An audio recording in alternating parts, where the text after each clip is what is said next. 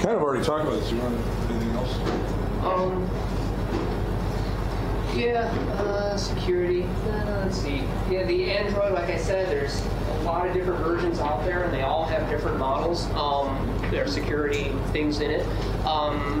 Let's see, with version 2.2 of the Android that came out last June, I think it was, that was the first time that you could remotely wipe a Android device. So if you had your Android phone and you left it at Caddy's Cafe and you didn't want anyone getting the data off of it, you couldn't wipe it unless you had that version. So that means for the past year and a half of having an Android, no one could do that. There were some third-party applications, but I kind of trust, don't want to trust something like that. I'd rather have it built into the operating system and do that. Something else I learned was when you're remote wiping the device, a lot of the Androids, you can put a memory card into them. And, well, does the remote wipe nuke the card too? Because a lot of the pictures usually go straight to the device. You get an attachment, to the memory card. You get an attachment, they're usually saved to the memory card.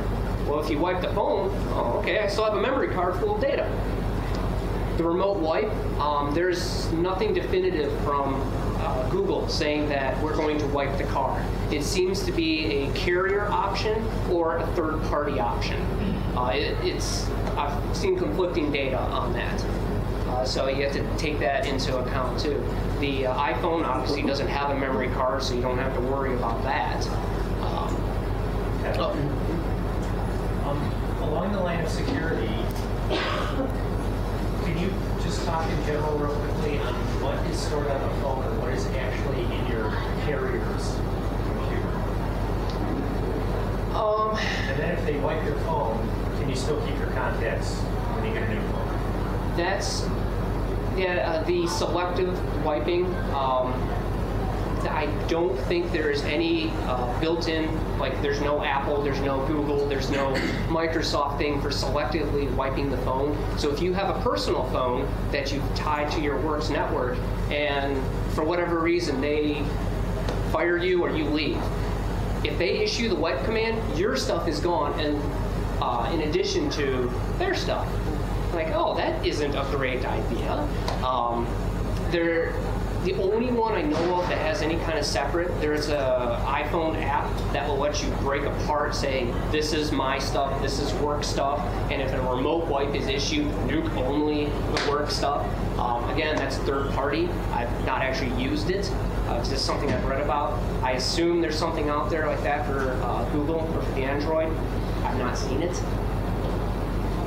The other comment I'll make is actually with Windows 7, how many of you had the earlier versions of Windows Mobile? You're actually more secure than a Windows Mobile 7 phone. That sounds a little crazy. Here's the problem. We want these things to do more. We want these things to access more.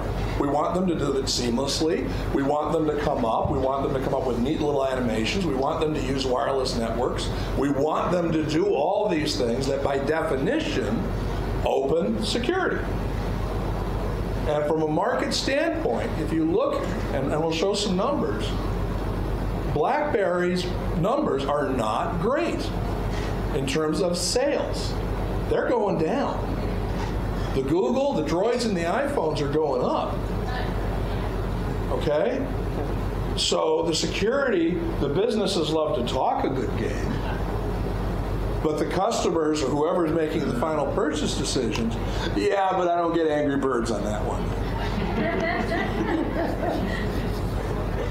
Some of you know what I mean.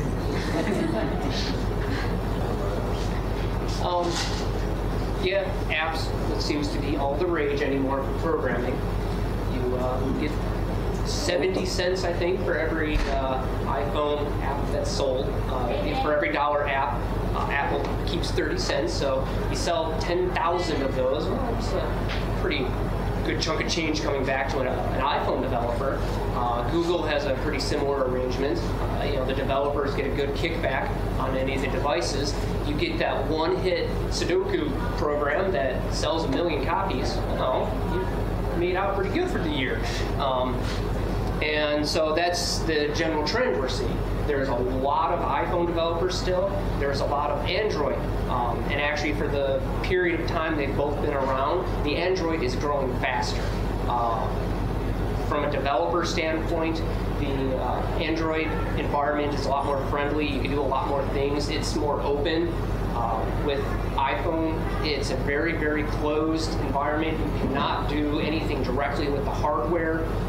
You can't access any of the carrier information.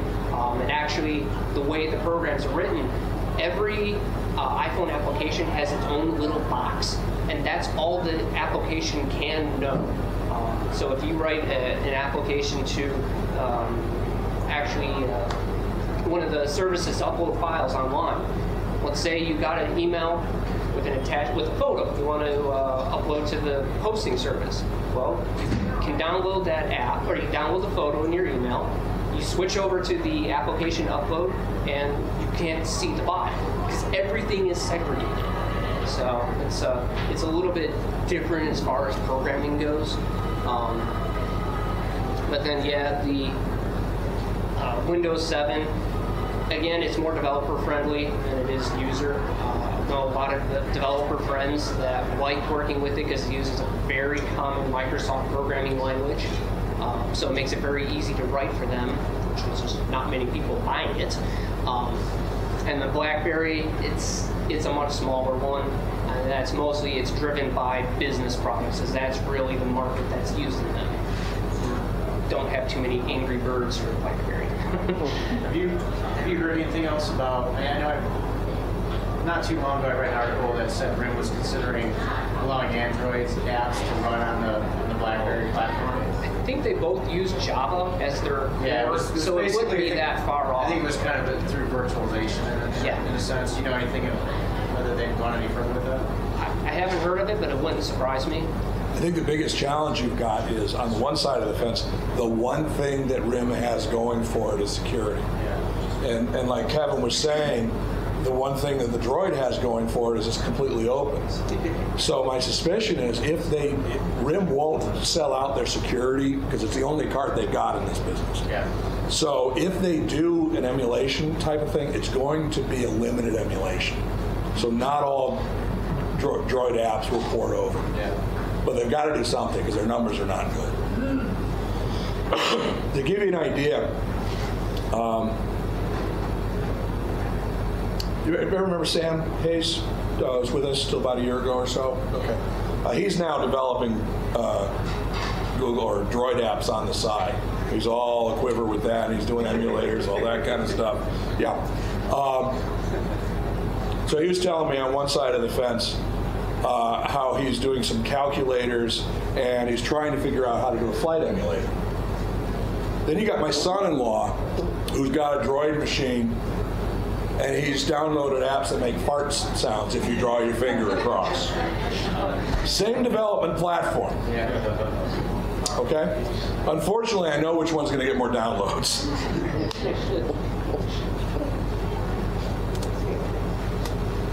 This is a survey that this company, Appcelerator, did of 2,000 web developers. And it essentially just asked, what are you developing for? What platform for your mobile apps? And the iPhone, the Droid phone, 87 and 92 respectfully. And then we got the iPad and the Android tablet. Then we got the BlackBerry and the Windows 7 and their tablets, and everybody else. So from a marketing standpoint, these guys are marketing to these developers. See where the business is.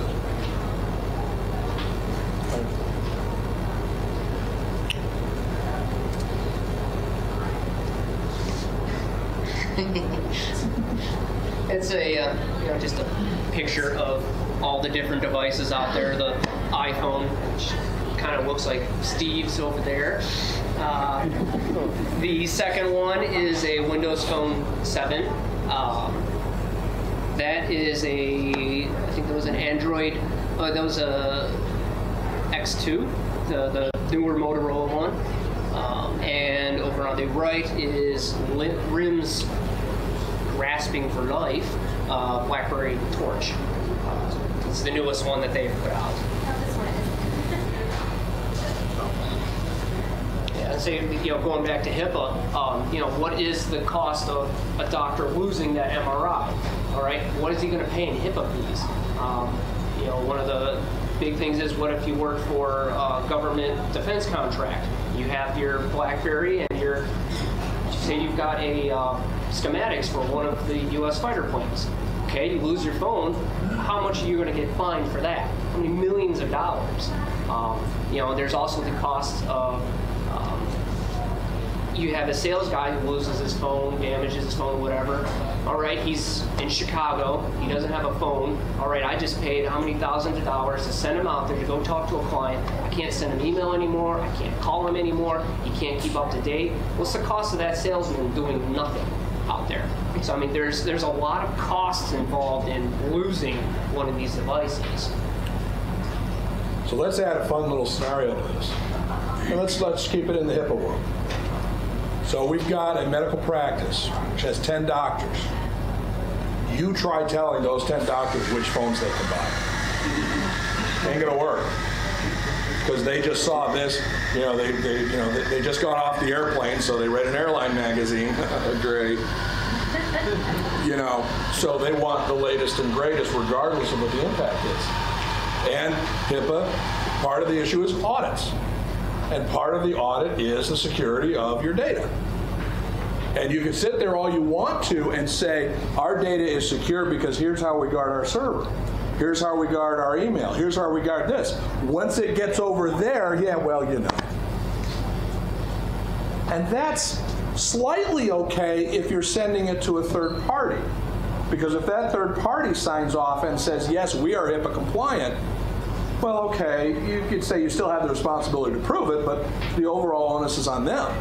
But if you're sending it to your employees, and they just happen to get a device that's pulling this data out, but in an insecure way, you could say all you want to, well, he just got that from his kids on Christmas. And they'll understand. For security, how many people here actually in the audience actually have passwords or codes to get into their devices to begin with, and how fast do they go to sleep? So how many of you have passwords on your devices? What are they? BOBIT. Because you can do all the security stuff, but you can get right into somebody's phone. Oh, yeah. It's not really that secure. Yep, that was one of the nice things with the Windows Mobile, was you could actually force on your Exchange environment so that it would require a password, and if you didn't put the right password in after, I think, 20 tries or so, it would wipe the phone. That was one with the Windows Mobile 6.5 and 6 would both do that. And actually, the Androids and iPhones will do that too to some extent.